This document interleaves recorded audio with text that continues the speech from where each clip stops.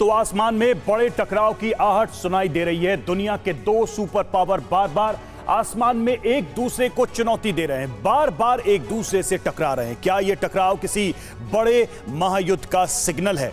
America और रूस आसमान में एक बार फिर आमने सामने आ गए तो टेंशन बढ़ गया।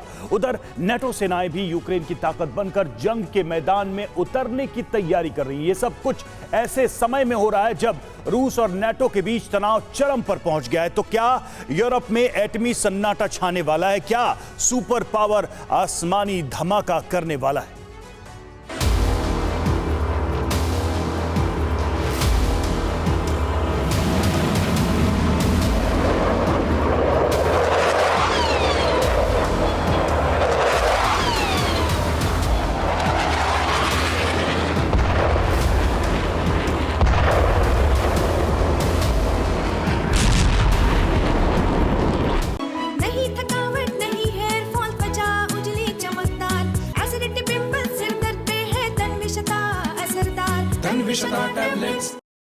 क्या अमेरिका और रूस के बीच होने वाला है भीषण युद्ध?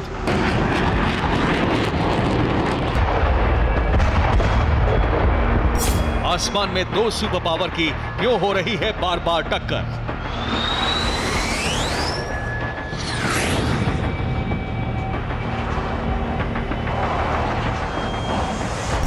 क्या नेटो समिट के बाद क्रेमलिन पर होगा अटैक?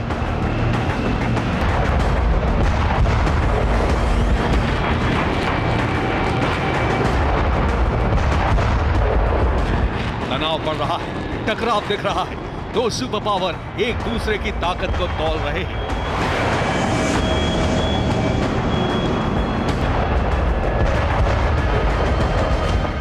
रूस और अमेरिका के बीच एक बार फिर आसमानी भिड़ंत हुई।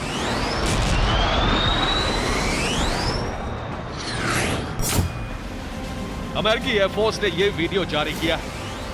रूसी Su-35 लड़ाकू विमान और अमेरिकी MQ-9 ड्रोन बिल्कुल आमने सामने आ गए।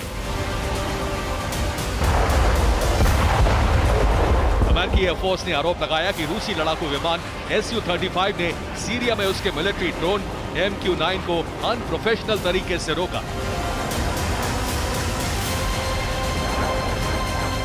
अमेरिका ने रूस पर अपने ड्रोन को परेशान करने का आरोप लगाया और रूसी लड़ाकू विमान के बिल्कुल आमने सामने हुई भिड़ंत का वीडियो जारी कर सबूत भी पेश किया।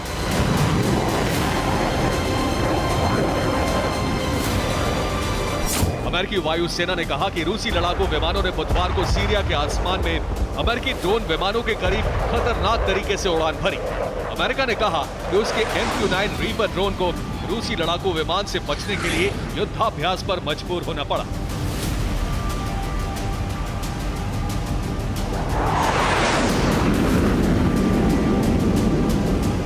अमेरिकी एयरफोर्स के दावे के मुताबिक उसके 3 MQ-9 रीपर ड्रोन पर लगे कैमरों में रूसी फाइटर जेट का उकसाने वाला एक्शन कैद हो गया। दावे के मुताबिक रूसी Su-35 जेट ने अमेरिकी ड्रोन के रास्ते में पैराशूट फ्लेयर्स गिराए। एक रूसी जेट ने ड्रोन के सामने अपने आफ्टर बर्नर का भी इस्तेमाल किया। यूएस जनरल ने रन इन को गैर पेशेवर तरीका बताते हुए उसे रोकने के लिए कहा।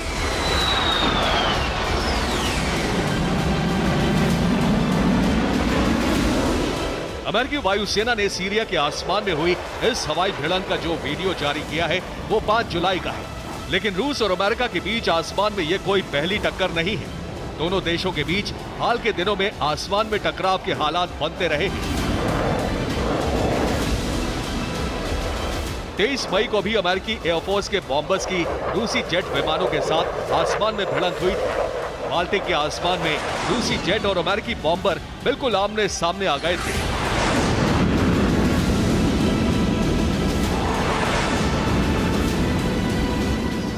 इससे पहले रूस और अमेरिका के बीच आसमान में टकराव के हालात 14 मई को भी बन गए थे, जब अमेरिकी फाइटर जेट्स ने अलास्का के पास अंतर्राष्ट्रीय हवाई क्षेत्र में उड़ान भर रहे 6 रूसी विमानों को रोक दिया था।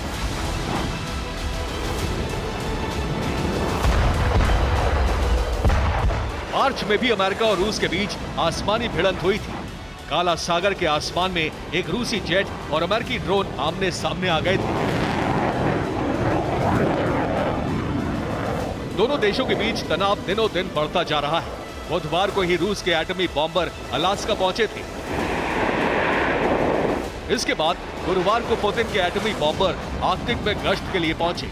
रूसी वायुसेना के उत्तरी बेड़े के पनडुब्बी रोधी विमान Tu-142 ने आर्कटिक में उड़ान भरी। इस दौरान Tu-142 चालक दल ने करीब 9 घंटे से ज्यादा समय तक आसमान में गश्त की। तो क्या ये सब नेटो सेनाओं के अगले बारूदी कदम का करारा जवाब देने की पुतिन की तैयारी है? क्या 11 और 12 जुलाई को नेटो की मीटिंग खत्म होने के बाद क्रेमलिन पर हमले की तैयारी हो रही है? क्या रूस पर बड़े हमले से पहले अमेरिका जैसे देश आसमान में रूस की ताकत को परख रहे हैं? ये सवाल इसलिए उठ रहे हैं क्योंकि मीडिया रिपोर्ट्स के मुताबिक लिथुआनिया की बैठक के बाद नेटो सेनाएं यूक्रेन में उतरने की तैयारी कर रही हैं। मतलब आसमान से लेकर जमीन और समंदर तक वॉर का नया चैप्टर जल्द शुरू हो सकता है। Bureau report, TV9 Bharat.